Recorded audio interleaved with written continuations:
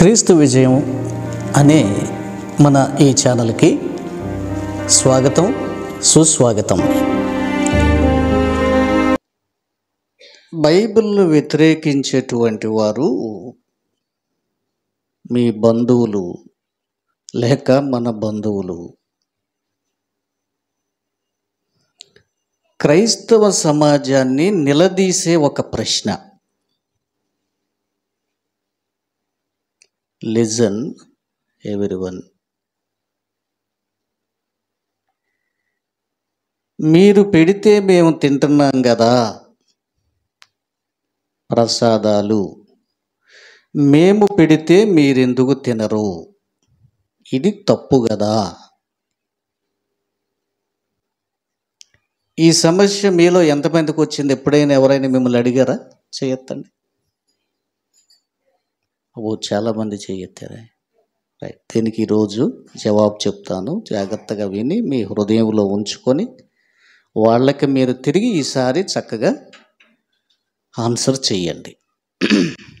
ఈరోజు పాఠంలో అది వస్తుంది.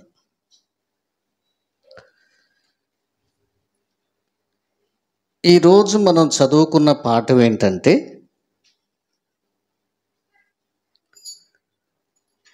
మనోహ భార్య దేవదూతను చూచిందిట.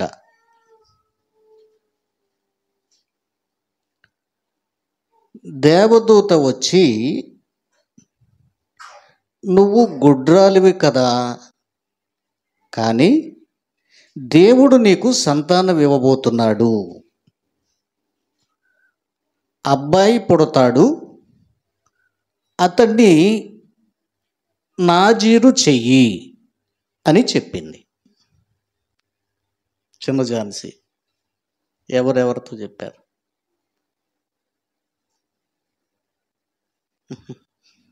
వినాలమ్మా. నాజియా ఎవరెవరితో చెప్పారు?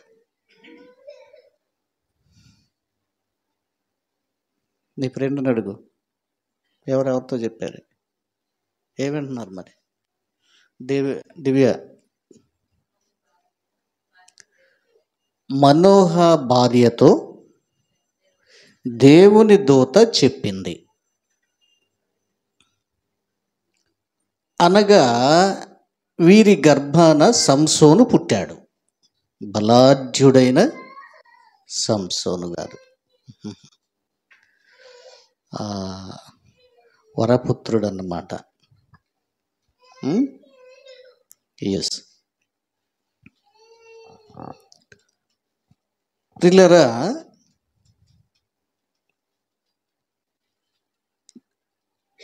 సంతానమిచ్చేది ఆయనే. ఆయన వశములో ఉంది. సృష్టికర్తకి ఇష్టమైతే నీకు సంతాన భాగ్యం కలుగుతుంది. ఒకవేళ ఆయన మరిచిపోతే లేక ఆయన చిత్తంలో లేకపోతే గుడ్రాలుగానే జీవించాల్సి వస్తుంది. ఇశ్రాయేలులో గుడ్రాలుగా జీవించటం చాలా కష్టం. వాళ్ళకి అది ఒక నింద. అన్న వాళ్ళు అసలు సహించలేరు. అది ఒక నిందగా భావిస్తారు. అంటే దేవుడు మమ్మల్ని ద్వేషిస్తున్నాడా అన్నట్టుగా భావిస్తారు.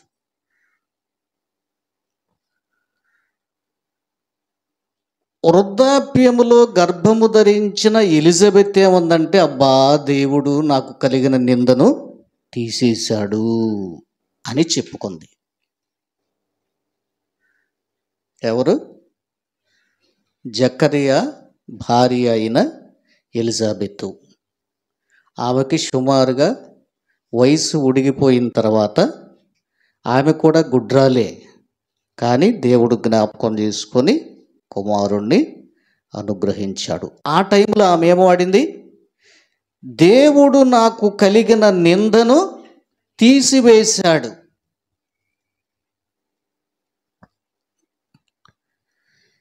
నీ జీవితంలో మనుషులు నిన్ను నిందిస్తున్నారేమో,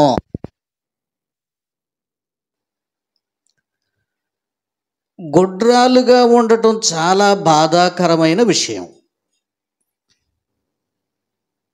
అది ఒక నిందగా ఇశ్రాయేలీలు భావిస్తారు.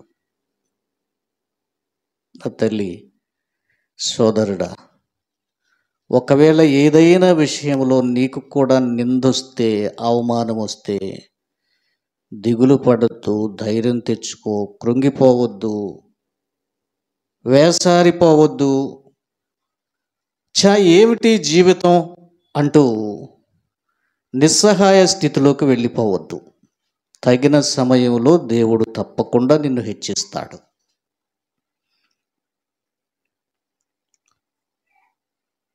ప్రియులారా, ఎల్కానాకి కూడా రోజు ఇంట్లో పోరే, నాకు ఏరి బిడ్డలేరి, నాకు బిడ్డలేరు అన్న పీడిస్తూ ఉండేది. ఏమమ్మా, నేను ఏం చేస్తానమ్మా, నేనున్నాను కదా, నువ్వు ఇట్లా విసిగించబాక. రాహేలు కూడా పీడిస్తూ ఉండేది యాకోబుని. ఏమా, నేనేమన్నా దేవునికి ప్రతిగా ఉన్నానా, నీకు పిల్లలని ఇవ్వటానికి నా చేతుల్లో పనే అని పాపం ఆయన కోపం వచ్చింది.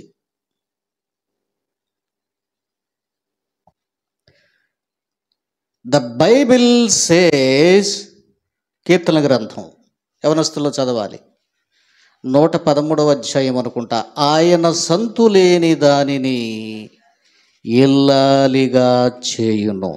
ఎస్, కుమారుల సంతోషము కలిగిన తల్లిగా చేసే దేవుడు. బా, ఎంత చక్కని మాటలండి యేసయ్య మాటలు, ఎంత మధురమైన మాటలండి.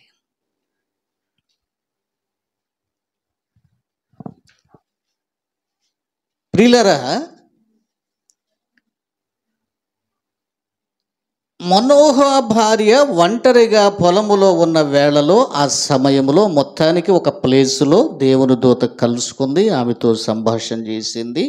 కాబట్టి నీవు గుడ్రాలువి కాదు, దేవుడు నీకు సంతానం ఇవ్వబోతున్నాడు, ధైర్యం తెచ్చుకో.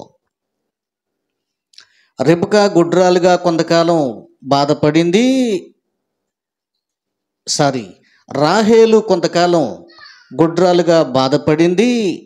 అయితే దేవుడు జ్ఞాపకం చేసుకున్నాడు, యోసేపును బెన్యామీనును ఇచ్చాడు. ఎల్కానా ఇంట్లో కూడా హన్నా బాధపడింది, దేవుడు దర్శించాడు, సమూయేలును ఇచ్చాడు. సంసోను భార్య కూడా, తల్లి కూడా గుడ్రాలుగా ఉండి బాధపడింది, దేవుడు సంసోన్ని ఇచ్చాడు. ఎలిజబెత్ కూడా చాలా బాధపడింది, అయ్యో వృద్ధాప్యం వచ్చేసింది, నా బ్రతికిలాగైపోయింది అని ఏడ్చింది. ఆ నింద దేవుడు తీసివేశాడు. మన దేవుడు మంచి దేవుడు, ఆయనే సంతానమును ఇచ్చేది. గర్భఫలము యెహోవా ఇచ్చు బహుమానము, కుమారులు ఆయన అనుగ్రహించు స్వాచ్ఛము. ప్రియులారా, సంసోను పుట్టుకను గూర్చి దూత ఏం చెప్తుందంటే, అతడు దేవునికి నాజీరు చేయబడాలి. ఈరోజు పాఠం ఇది. ఇక్కడే మీకు కావలసిన జవాబులు వస్తాయి, చక్కగా వినండి. రికార్డ్ అవుతుంది, తర్వాత నేను మళ్ళా ఈ వాక్యం అప్లోడ్ చేస్తాను, మళ్ళా మీరు వినొచ్చు. నాజీరు అంటే అసలు ఏంటి? దీన్ని ఇంగ్లీష్లో నాజరైట్ అంటారు. నాజీరు చేయబడుట అనగా ఏంటి అనేది ఈరోజు మనం నేర్చుకోబోతున్నాం మనకున్న సమయంలో. మన బైబిల్ నందు, పరిశుద్ధ గ్రంథం నందు ఎంతమంది నాజీరు చేయబడ్డారో తెలుసా? మీకు తెలిసిన వరకు చెప్పడానికి ట్రై చేయండి. సరే, 1 మనం చదువుకున్నాం కదా. ఎవరు? ఇక్కడ మనం చదువుకున్న దగ్గర సంసోను. వెలిగిందా ట్యూబ్లైట్? ఓకే, ఇక్కడ మనం చదువుకున్నాం కదా, ఆ వ్యక్తి నాజీరు చేయబడాలని. రైట్. తర్వాత వెనక ఎవరైనా చెప్తారా? నెక్స్ట్ సమూయేలు ఎంత? 2. 3 బాప్తిస్మమిచ్చి యోహాను. వీళ్ళు ముగ్గురు ఇంపార్టెంట్. అయితే ఇశ్రాయేలులో చాలామంది నాజీర్లుగా చేయబడ్డ వాళ్ళు ఉన్నారు అని బైబిల్లో ఉంది. వాళ్ళ లెక్క బైబిల్లో రాసలేదు, కానీ ఇశ్రాయేలీల్లో అది ఒక పద్ధతి. ఏంటది? నాజీరు చేయబడుట. ఓకే, సున్నతి సంస్కారం ఉందే, ఆ సాంప్రదాయం అయితే ప్రతి మగ పిల్లాడికి చెయ్యాలి. అదొక పద్ధతి, దానికి దీనికి సంబంధం లేదు. రైట్. నాజీరు అంటే అర్థం ఏంటి? నాజీరు అంటే మనకి తెలుగు భాషలో సరి అయిన అర్థం చెప్పాలంటే వ్రతము అని వస్తుంది. నజీర్ అనే పదం నుండి నాజీరు అనే పదం వచ్చింది. నజీర్ అనే పదం హీబ్రూ పదం. దానిలో నుంచి గ్రీకులోకి, ఇంగ్లీష్లోకి, టోటల్గా తెలుగులో కూడా నాజీరు అని ట్రాన్స్లేట్ చేశారు. దీనికి అర్థం ఏంటి? వ్రతము. దీనికి పర్యాయ పదాలు చెప్పు కేజీఆర్. ఇది ఎగ్జాము గీత. వ్రతము, దాని పర్యాయ పదం దీక్ష. ఓకేనా? ఏం చెప్పాను? దీక్ష చేయుట, వ్రతము చేయుట. మీనింగ్ ఏంటి? ప్రత్యేకముగా జీవించుట. ఆ సమయంలో, ఆ పీరియడ్లో. దీన్ని బైబిల్లో నాజీరు అని పిలిచారు. హైందవుల్లో వ్రతాలు చేస్తారు.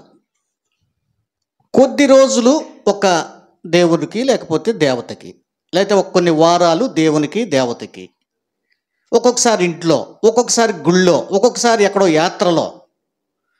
వీళ్ళేం పిలుస్తారు దీన్ని? వ్రతములు. వ్రతం చేస్తున్నారు, పలానా వ్రతం చేస్తున్నారని బంధువులు పిలుచుకొని ఏదో చేసుకుంటూ ఉంటారు. వాళ్ళు కూడా ఇట్లాగే కొన్ని కార్యక్రమాలు. వ్రతము.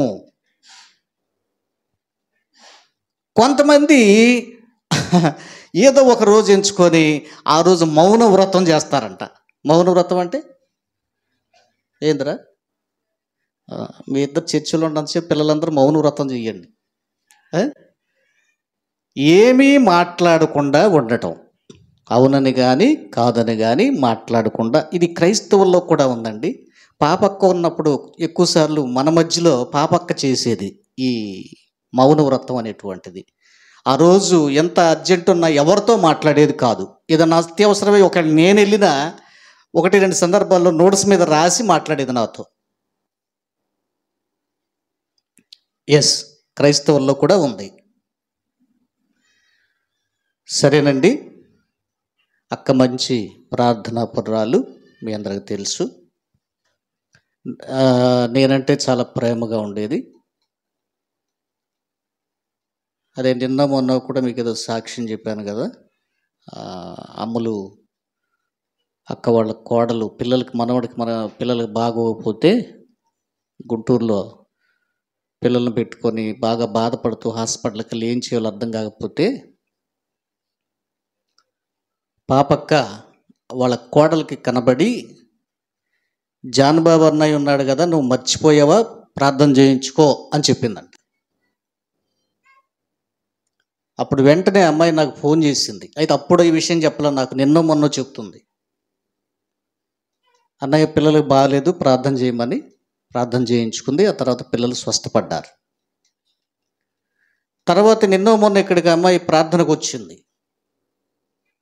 మనం ప్రార్థనలో నడిపిస్తున్నప్పుడు తట్టి ప్రార్థనకు వచ్చామ్మా అని పలకరించిందంట. వెంటనే కళ్ళు తెరిసిందంట. ఆమెకి మనమంటే చాలా ప్రేమ, మన సంఘం అంటే ఎంతో ప్రేమ. కాకపోతే కొంతకాలం గొల్లగూడెం వెళ్ళినప్పుడు మనకు కాస్త అంత ఎడబాటు వచ్చింది. నాకు అప్పుడప్పుడు కలలో కనిపిస్తూ ఉంటుందండి అక్క. హల్లెలూయా.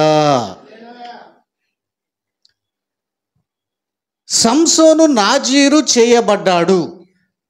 నాజీరు ఇజ్రాయేలు సాంప్రదాయ ప్రకారంగా ముఖ్యంగా 3 పనులు వాళ్ళు గుర్తుపెట్టుకోవాలి. ఒక రూల్ ఉంది. ఆ రూల్ ఏంటంటే నాజీరు వ్రతమును చేసే వ్యక్తి ముఖ్యంగా ఇశ్రాయేలీయుడై ఉండాలి.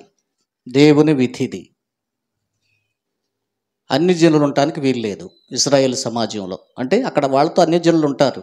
వాళ్ళకి వెట్టి పనులు చేయటానికి, ఇంట్లో పనులు చేయటానికి అన్నిళ్ళు పెట్టుకున్నారు వాళ్ళు.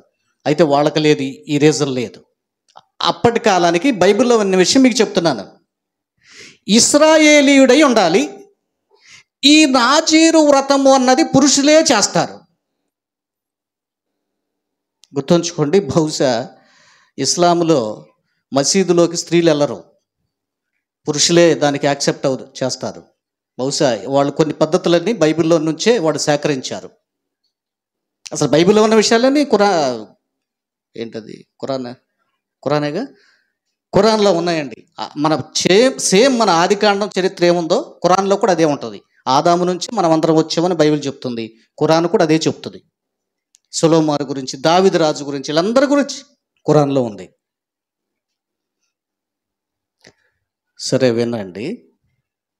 ఫస్ట్ కండిషన్ ఏంటో తెలుసా? ఇశ్రాయేలీయుడై ఉండాలి. సంసోను పుట్టక ముందు దూత వచ్చి చెప్పింది, కండిషన్స్ అప్లై. ఏంటి? ద్రాక్ష రసము కానీ మద్యము కానీ ముట్టుకోకూడదు. First condition. అందరు నా వైపు చూడండి. ఎంత మంచి దేవుడవయ్యా, ఎంత మంచి దేవుడవయ్యా, చింతలన్నీ తీరేనయ్యా నిన్ను చేరగా. ఎంత మంచి దేవుడవేసయ్యా, చింతలన్నీ తీరేనయ్యా నిన్ను చేరగా. ఎంత మంచి దేవుడవేసయ్యా. నాజీరు చేయబడిన వ్యక్తి ద్రాక్ష రసము కానీ మద్యము కానీ ద్రాక్ష పండు కానీ పచ్చిది కానీ పండుది కానీ దాని తొక్క కానీ తోలు కానీ కండ కానీ ఇత్తనం కానీ ఏమీ తినకూడదు. అర్థమైందా? తొక్కతో సహా తినకూడదని బైబిల్లో ఉంది. మీరు వినండి, తర్వాత చెప్తాను మీకు. కండిషన్ లేక రూల్ నెంబర్ 1. కొంతమంది దుర్మార్గులు యేసు ప్రభు వారి మీద లేనిపోని నిందలేస్తూ ఉంటారు. యేసు ప్రభు చూసారా, తాగేడనుంది, యేసు ప్రభు పెద్ద తాగుబోతు అంటూ పిచ్చి పిచ్చి మాటలు మాట్లాడుతూ ఉంటారు.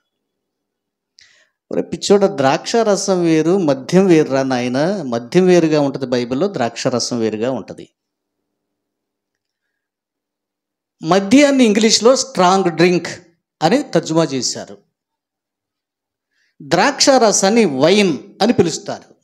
ఇక్కడ మనకు వచ్చిన సాగు ఏంటంటే, మద్యం షాపులకి వైన్ షాప్ అని ఇంగ్లీష్లో రాసి ఉంటుంది, అదే బోర్డు రాస్తారు. అందుకని వీళ్ళందరికీ ఏమర్థమవుతుందంటే, వైన్ అంటే ఇదే కదా, యేసు ప్రభు వైన్ తాగాడని కొంతమంది అట్లా ఏదో వాళ్ళ నోటుకు వచ్చినట్టుగా గిట్టగా మాట్లాడారు. ప్రస్తుతం ఇక్కడ 2 ఉన్నాయా? ద్రాక్షారసము కానీ మద్యము కానీ త్రాగకూడదు. 2 డివైడ్ చేయబడ్డాయి. మద్యము కేవలము మత్తు కోసమే ఉత్పత్తి అయ్యే పదార్థం. ద్రాక్షారసములో కూడా కాస్తంత మత్తు ఉంటుంది కానీ ఎక్కువ తీసుకుంటే. కానీ సంతోషము హృదయానికి, బాడీ యాక్టివేట్ అవుతుందంట, ఉత్సాహం కలుగుతుందట, ఆరోగ్యం కలుగుతుందట. అందుకని ద్రాక్షారసము కొంచెం పుచ్చుకో నీ ఆరోగ్యాన్ని బట్టని పౌలు గారు తిమోతిని కూడా హెచ్చరించాడు. ఈ సంగతి తెలిసిన కొంతమంది క్రైస్తవ తాగుబోతులు మన బైబిల్లోనే ఉందగా కొంచెం తాగమని అని ఈ వాక్యం తీసుకొచ్చి చూపిస్తారు. మీకు తెలుసు లేదో, ఉందా? తిమోతికి చెప్పాడు, ఏం చెప్పాడు? చదవండి తీస్తే. ఇక మీదట నీళ్ళే త్రాగక, అంటే అది కడుపు జబ్బు ఉందండి. నీ జబ్బు కోసం అది వైద్యపరంగా పనిచేస్తుంది. నీకు తరచుగా బలహీనత వస్తుంది. ఏమండి చూసారా? ఎవరైనా మళ్ళీ ఏందండి, మా పాస్టర్ గారు ఈ చిన్నప్పటి నుంచి ఏదో జ్వరం అంటాడు, బాగోదంటాడు అంటున్నారుగా. వినండి, తిమోతి కూడా చిన్నవాడే, యవనస్తుడే, కానీ తరచుగా బలహీనత గురయ్యేవాడు, అనారోగ్యంగా ఉండేవాడు. చూసారా? అది ఒక్కొక్క శరీర తత్వాన్ని బట్టి, బాడీని బట్టి, వారి పుట్టుకను బట్టి, వాతావరణాన్ని బట్టి, తినే పదార్థాలను బట్టి మనుషులకు కొంచెం హెచ్చు తగ్గులుగా ఆరోగ్య విషయంలో ఉంటాయి. గుర్తుంచుకోండి. ఈయన ఆరోగ్యంగా ఉండేవాడు. ఎవరో? పౌలు గారు. యవనస్తుడైన వాడు తరచుగా జబ్బుకు గురయ్యేవాడు, కడుపు జబ్బు నిమిత్తం కాస్త ఇబ్బంది పడేవాడు. అందుకని కొంచెముగా ద్రాక్షారసమును పుచ్చుకో. మా అమ్మ నాకెళ్ళేనే చూస్తుంది, నిద్రపోతలే. దేవుని స్వామి చెప్పండి, హల్లెలూయా. మీకు అర్థమైందండి? ద్రాక్షారసముని ఎందుకు తీసుకోకూడదని దేవుడు కండిషన్ పెట్టాడు. ఇది కూడా తెలుసుకుందాం. ఒకటి, ఇజ్రాయేలులో ప్రధానమైన ఆహారపు పంట ద్రాక్షారసం. ద్రాక్షల నుండి వచ్చే పండ్లు. ద్రాక్ష బయటకు అడుగు పెడితే ద్రాక్ష తోట, ఇంటి వెనక్కి వెళితే ద్రాక్ష తోట, పెరట్లోకి వెళితే ద్రాక్ష చెట్లు, బయటకు అడుగు పెడితే ద్రాక్షారసం, ద్రాక్షల పంట విస్తారంగా ఇశ్రాయేలులో పండుతాయి. నిజం చెప్పాలంటే మనం మంచీలు తాగినట్టుగా ఇశ్రాయేలీలు ద్రాక్షారసాన్ని తీసుకుంటారు. ఇది వాళ్ళ సాంప్రదాయం. వాటర్ లాగా, లేకపోతే అట్లా ఒక ఆనవాయితీ. చుట్టాలు వచ్చిన ద్రాక్షారసం ఇస్తారు గౌరవార్థంగా. అయితే ప్రధానముగా వారి అలవాటు ఏంటి? పుట్టుకతోనే ద్రాక్ష పండ్లు తినటం, ద్రాక్ష వంటకాలు తినటం, ద్రాక్షారసం త్రాగటం. కాబట్టి ఇది బంద్ చేయి. వ్రతం చేసేవాడు ముందు దీన్ని బంద్ చేయాలి. అంటే ఇశ్రాయేలీలు బాగా ఇష్టమైన తిండి, వంట లేక త్రాగే ఇష్టమైన దాన్ని దేవుని కోసం త్యజించాలి అని ఇక్కడ మనం నేర్చుకుంటున్నాం. వాళ్ళకి ఇష్టమైన దాన్ని వదిలేసేయాలి. మీకు తెలుసా, ఈనాడు మనం కూడా ప్రభు పిల్లలు అయిన తర్వాత మనకిష్టమైనటువంటి వాటిని విడిచిపెట్టుకోవాలి దేవుని కోసం.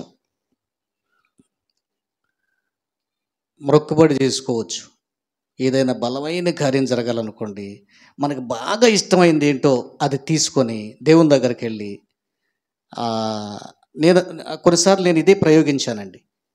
నాకు బాగా ఇష్టమైనటువంటిది ఏదో ఆ పని చెయ్యను అని అనుకుంటా. ఏదన్నా ఒక కార్యం జరగాలంటే దేవుడు చేస్తాడు కార్యాన్ని. ఇప్పుడు ఫర్ సపోజ్ నాకు బాగా ఇష్టం తినటంలో వేట మాంసం అంటే నాకు బాగా ఇష్టం. ప్రభువా, ఒక నెల రోజుల పాటు ఈ మాంసం జోలి తినను, నాకు ఈ కార్యం చేయవా అని అడుగుతాం. ఇది పద్ధతి. మీకు అర్థం అవడానికి చెప్తున్నా. ఇజ్రాయేలీకి సాంప్రదాయం ఏంటి? ద్రాక్షారసం త్రాగటం. మాట్లాడితే ద్రాక్షారసం తాగాలి వాళ్ళు, అది వాళ్ళ వాడుక. అయితే నాజీరు చేయబడ్డ వ్యక్తి ఏం చేయాలి? ద్రాక్షారసం కట్. మీకు ఈ వివరం కావాలంటే 6వ అధ్యాయం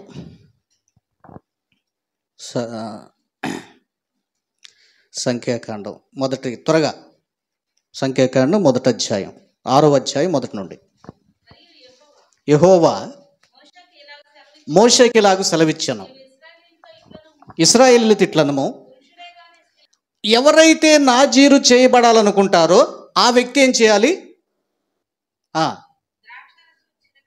ద్రాక్షారసపు చిరకనైనను మద్యపు చిరకనైనను త్రాగవలదు. ఏ ద్రాక్షారసమైనా త్రాగకూడదు. ఇది 3వ పాయింట్. ఇది మీరు గుర్తుపెట్టుకోండి. మద్యం వేరు, ద్రాక్షారసం వేరు, దానిలో ఇంకా రకాలు ఉన్నాయని బైబిల్ చెప్తుంది. పచ్చివి కానీ ఎండివి కానీ ద్రాక్ష పండ్లను తినకూడదు. అతడు ప్రత్యేకంగా ఉండే దినాలన్నీ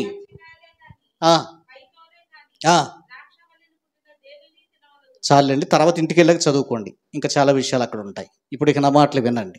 ఇప్పుడు మీకు బైబిల్ ఆధారం ఇచ్చాను కదా, ఇక నా మాట వినండి, తలకాయల పైకెత్తండి. ఇదిగో మీ రాజు ఏతించుచున్నాడు, మీ తలలెత్తుడి.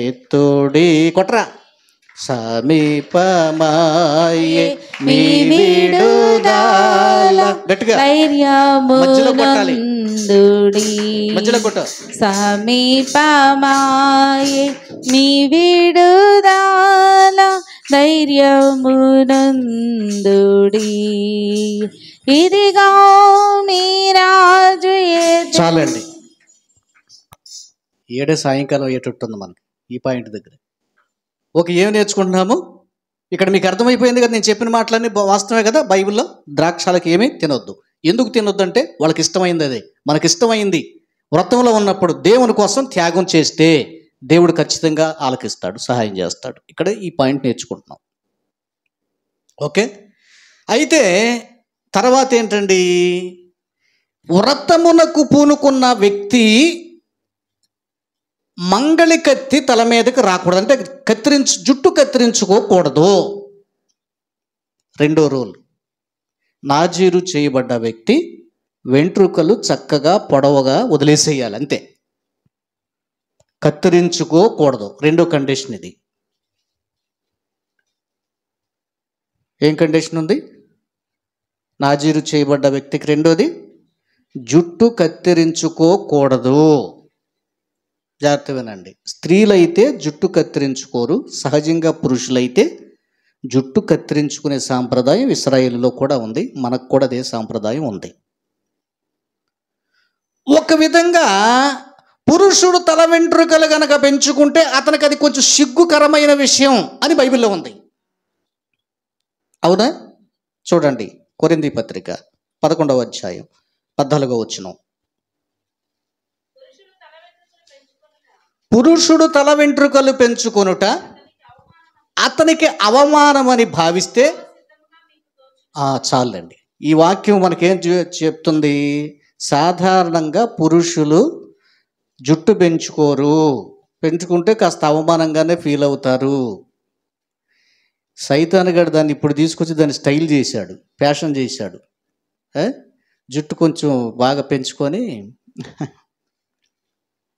కొంతమంది ముడేసుకోవటం, స్టైల్గా చెవులు కుట్టించుకోవటం, మగపిల్లలు కూడా. ఏం కాలమో పోయే కాలం, వచ్చే కాలం అంతా పోయే కాలం అని. ప్రియులరా, సాధారణముగా పురుషులు జుట్టు కత్తిరించుకోవాలి, వ్రతము చేసే వ్యక్తి కత్తిరించుకోకూడదు. అంటే అతను కాస్త అంత అందవికారంగానే ఉండాలి, అంటే బాహ్య సౌందర్యాన్ని ప్రేమించకూడదు. లిజన్, దీనిలో ఉన్నటువంటి ఒక సత్యం, స్త్రీలు ఏం చేయాలి? ముసుగు వేసుకోవడం కష్టంగా ఉంటే ఎంటుకలు కత్తిరించుకొని ఉంది బైబిల్లో. కొంతమంది అమ్మగారులు ముసుగులు వేసుకోరు, వేసుకుని జారిపోతే అది వేరే విషయం. ఇప్పుడు పాటలు పాడటానికి లేచిన, వర్తమానం మాట్లాడటానికి అమ్మగారులు, పాస్టమ్మ గారు లేచిన, లేకపోతే విశ్వాసైన స్త్రీలు ఎవరైనా లేచి నిలబడుతున్నప్పుడు ఖచ్చితంగా తల మీద ముసుగు వేసుకోవాలి. ఇది సాంప్రదాయం, క్రైస్తవ సాంప్రదాయం. సరే, ఒక్కోసారి ఏదో వేసుకున్నా అది పడిపోద్దండి, అది వేరే విషయం. బైబిల్ ఏం చెప్పిందంటే స్త్రీ ముసుగు ధరించుకోవాలి, లేదంటే వెంట్రుకలు కత్తిరించుకోండి అని చెప్పింది. ఓకే, ఇది ఒక మంచి పద్ధతి. ఇక్కడ మనం ఏం చూస్తున్నాము? పురుషుడైతే ఖచ్చితంగా తల వెంట్రుకలు కత్తిరించుకోవాలి, స్వభావ సిద్ధంగా కత్తిరించుకోవాలి. అది అది ఆడమనిషి గురించి అండి. ఒకవేళ మీకు కత్తిరించుకోవటం, జుట్టు మగవాళ్ళ క్రాప్ చేసుకోవటం వాళ్ళకి ఫ్యాషన్ అయింది ఇప్పుడు ఈ మధ్య. ఈడేం పెంచుకోవటం, వాళ్ళేం కట్ చేసుకోవడం. ఏం ఫ్యాషన్, ఏందో సైతాన్ గడి ఎట్టబట్టి అట్ట చేసేస్తున్నాడు. కొంతమంది ఆడవాళ్ళు స్టైల్గా హిప్పీ క్రాప్తో తిరుగుతారు. మనకెళ్ళి తక్కువలేండి, టౌన్లో బాగా కనపడతారు. అసలు టౌన్లో కాదండి, అక్కడికి వెళ్ళాము, ఎక్కడిగా మలేషియా వెళ్తే అది మీరు నమ్మండి, అస్సలు ప్రతి ఆడపిల్ల నిక్కరతో తిరగటమే. నిజమండి, అసలు ఫుల్ డ్రెస్ పంజాబీ వేసుకొని కానీ చీరల మీద, ఓడీల మీద, లంగల మీద కనపడ్డ ఒక్క పిల్ల లేదు. ప్రతి ఆడపిల్ల నిక్కరేసుకోవటమే. ఏం చేద్దాం మరి, కాలవట్టు అయిపోయింది. మలేషియాలట, అమెరికాలో ఇంకా ఘోరంగా ఉంటుంది. ఊరికి సందర్భం ఏదో వచ్చేసింది కాబట్టి చెప్తున్నానండి, ఏమనుకో, తప్పు కనుకోబాకండి. చెప్పాల్సిన అంత లేదులే కానీ ప్రపంచం ఎంత భయంకరంగా చెడిపోయిందో అందుకు చెప్తున్నాను మీకు. అమెరికాకి దగ్గరగా ఒక గ్రామం ఉంది. ఆ గ్రామంలో జీవించే వాళ్ళందరూ బట్టలు లేకుండా జీవించాలి.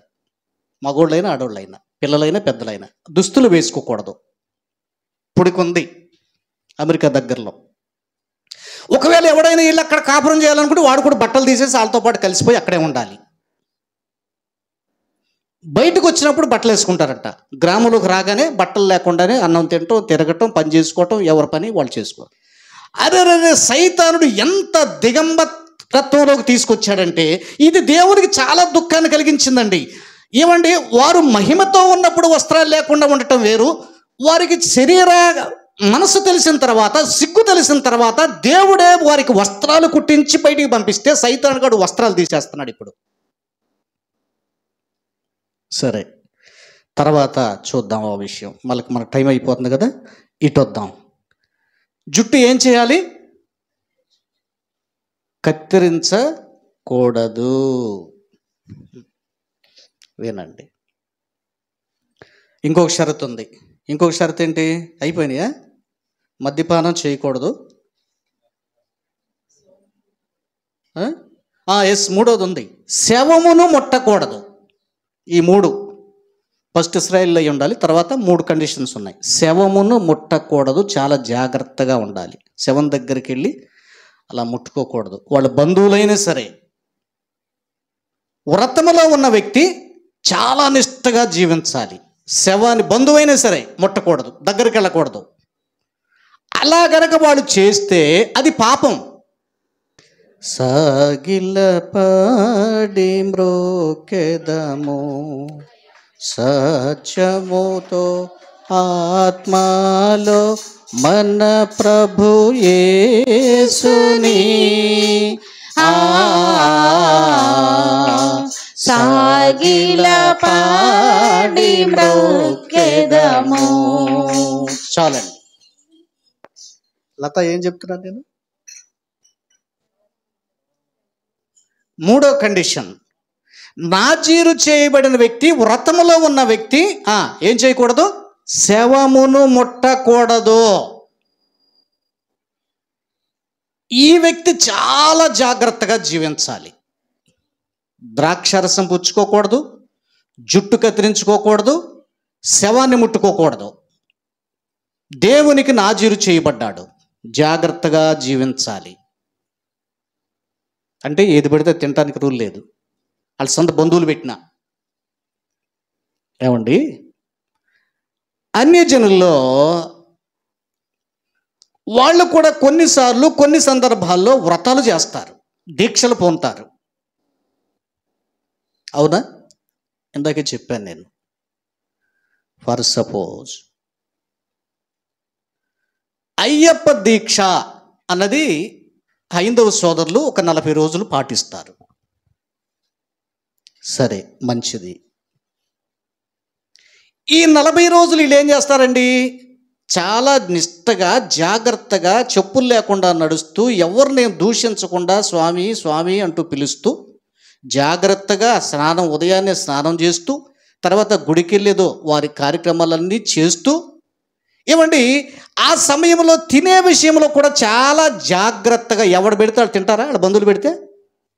కొన్ని సందర్భాల్లో ఆ ఇంట్లో ఉన్న స్త్రీ పెట్టడానికి కూడా రూల్స్ ఒప్పుకోవనేది ఉంటుంది. అంటే వాళ్ళకి ఆ నియమాలు ఉన్నాయి.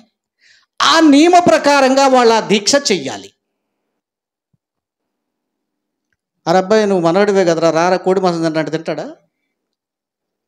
తిండు. ఎందుకని? దీక్షలో ఉన్నాడు. క్రైస్తవ్యులు ఎప్పుడైతే బాప్తిసం పొంది మారు మనసు పొంది క్రైస్తవుడిగా మారావో నువ్వు దీక్షలోకి వచ్చావు. ఈ దీక్ష జీవితకాలం ఉంటుంది.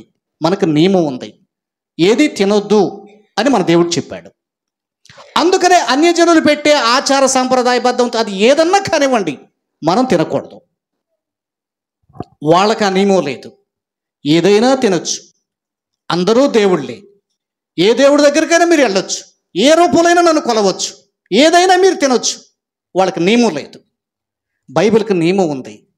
మీరు ఇలా ప్రత్యేకంగా ఉండాలి, వేరే తినడానికి వీలు లేదు. ఇది మీరు చెప్పండి అర్థమయ్యేటట్టుగా. దగ్గర చెప్పారు కదా మీకు. బైబిల్లో మనకి నియమం ఉంది. మనం ఒక దీక్షలో ఉన్నాం. బంధువైనా సరే దీక్షను క్రాస్ చేయలేం. మరి మేము తింటున్నాం కదా, అవును వాళ్ళకి దీక్ష లేదు, వాళ్ళకి నియమం లేదు. మీకు అర్థం? వాళ్ళ గ్రంథాలు ఎక్కడ కూడా మీరు తినొద్దు, వేరే దేవుడు పలహారాలు అని ఉండదు, కానీ బైబిల్లో ఉంటుంది. ఇది మనం వాళ్ళకి అర్థమయ్యేటట్లుగా ప్రేమగా చెప్పగలగాలి. అర్థమైందా? కాబట్టి వాళ్ళు ఏమంటారంటే, మీరు పెట్టిన పలహారాలు మేము తింటున్నాం కదా, మరి మేము ఎట్టి పరిస్థితులు మీరు ఎందుకు తినరు అని అంటారు. వాళ్ళకి తెలియదు. అప్పుడు ఏం చెప్పాలి మనం? గురవయ్య గారు వింటున్నారా? ఏం చెప్పాలరా భార్గవ్? మేము బైబిల్ని అనుసరిస్తున్నాం కనుక బైబిల్లో ఉన్న దేవుడు నియమం పెట్టాడు, మమ్మల్ని తినొద్దని చెప్పాడు. కాబట్టి మేము తినకూడదు. అంతేగాని మీ మీద ప్రేమ లేకో మీ మీద కోపం ఉండేవి కాదు, మీరంటే ఎంతో ప్రేమ, కానీ మేము ఒక నియమ ప్రకారంగా జీవిస్తున్నాం అని చెప్పాలి. మరి మేము మీరు తింటారో తింటారో మీ ఇష్టం, అది మీకు నియమం లేదు, తినొచ్చు, మీరు తినొచ్చు కాబట్టి తింటారు మావి, కానీ మాకు నియమం ఉంది, మేము తినకూడదు మీవి. అర్థమైందా ఝాన్సీ? జవాబు ఏం చెప్పాలి? అర్థమైందా? దేవుని సోని చెప్పండి. హల్లెలూయా. అసలు నాజీరు అంటే అర్థం ఏంటండి? అంటే పర్యాయ పదాలుగా వ్రతం చేయటం అని, దీక్ష పూనటం అని, ప్రత్యేకంగా ఉండటం అని నేర్చుకున్నాం.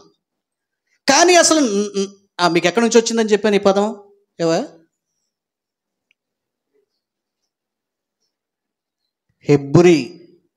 హెబ్రీ భాషలో నుంచి నజీర్ అనే పదం వచ్చింది. అది నాజీరుగా పిలువబడ్డాను.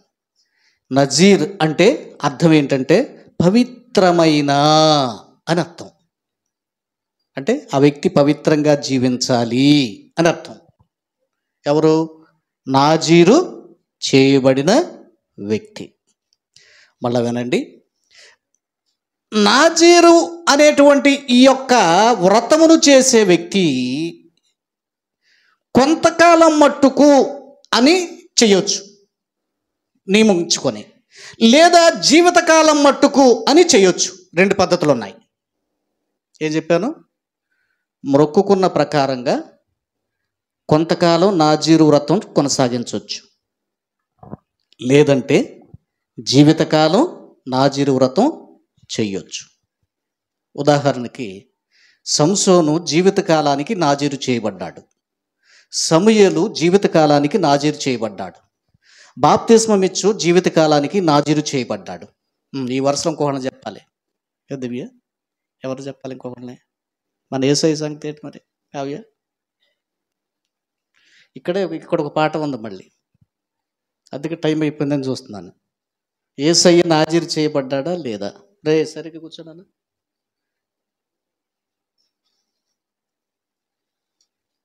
శ్యామలా ఏమో తెలుసా?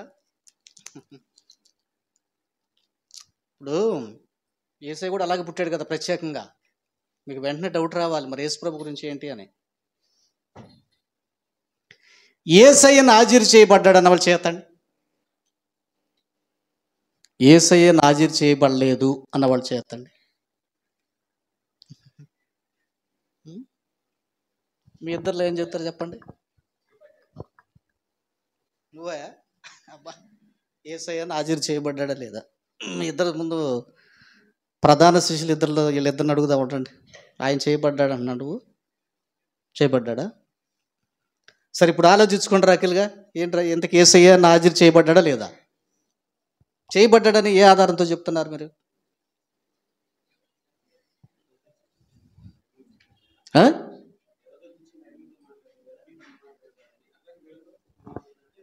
యేసయ్యని ఇక్కడ చూడండి, మీకు ఏమైనా అర్థమవుతుందా చేయబడ్డాడని?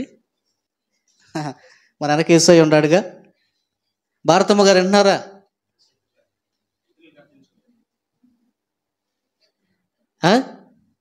ఏం అర్థమవుతుంది బొమ్మ చూస్తే? అందరు సరిగ్గా చూడండి బొమ్మని. యేసయ్య ముఖం అందరు సరిగ్గా చూడండి, చూసారా? దీన్ని బట్టి మీకేం అర్థమవుతుంది? కురులు నొక్కులు కలిగి సురద్రూపి యగు విభుడు, కురులు నొక్కులు కలిగి సురద్రూపి యగు విభుడు, మరులు మనసున. చాలండి. యేసయ్య రూపాన్ని ఈ పరమగీతాల్లో ఉన్నటువంటి ఆ మాటల భావనతో చక్కగా కురులు నొక్కులు కలిగి సురద్రూపి చక్కటి ఆకారం చక్కటి రూపం అని చిత్రకారులు చిత్రించారే కానీ యేసు ప్రభువుకి అసలు జుట్టు లేదు, నార్మల్గానే ఉన్నాడు. జాగ్రత్తగా ఉండండి. యేసు ప్రభు నాజీరు చేయబడలా. మీ తెలివితేటలు ఎందుకు పరీక్షిద్దామని అందుకు అడిగాను. ఈ రూపాన్ని కేవలం చిత్రకారులు చిత్రించిందే. చరిత్రను మనం తిరగిస్తే నేను రీసెర్చ్ చేశాను. చక్కటి రూపం కలిగి ఇశ్రాయేలీల సాంప్రదాయ ప్రకారంగా ఆయనకు జుట్టు లేదు, జుట్టు నార్మల్గానే ఉంది. తేనె కళ్ళు, గోధుమ ఛాయ, బ్లాక్ కలర్ లేదా కాస్తంత బ్రౌనిష్గా తల వెంట్రుకలు ఉన్నాయి అని ఒక రీసెర్చ్లో తేలింది. ఇజ్రాయేలీలు ఎప్పుడైనా చూసారా? వాళ్ళ జుట్టు మన జుట్టులాగానే ఉంటుంది. వాళ్ళు తెల్లోళ్ళు కాదు, మన ఖండానికి చెందిన వాళ్ళే.